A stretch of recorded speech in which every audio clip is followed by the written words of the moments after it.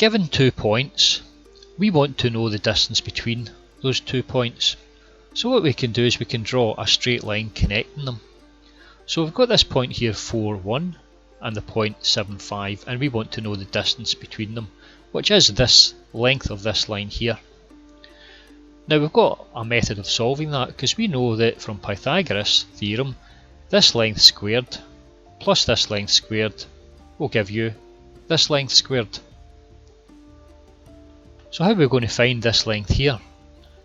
Well, this length here is simply the x coordinate of this point, which is 7, minus the x coordinate of this point, which is 4.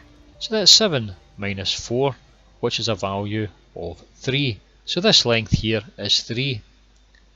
Now this length up here is going to be the y coordinate of this point here, which is 5, minus the y coordinate of this point here, which is 1. So 5 minus a 1 is a value of 4. So this length is 4.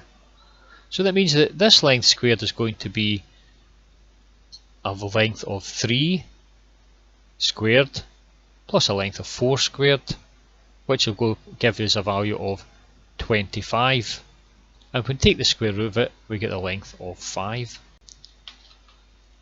So the equation that we used in order to find this length was 7 minus 4 squared plus 5 minus 1 squared.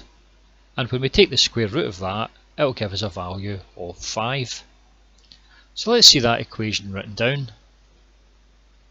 We've got that equation here.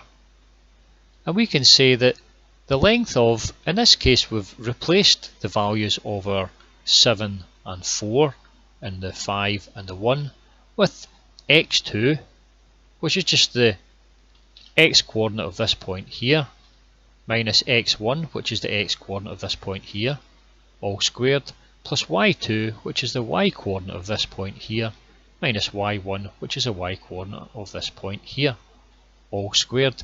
And when we take the square root of it, it's going to give us the length of the line, which in this case here is a value of 5.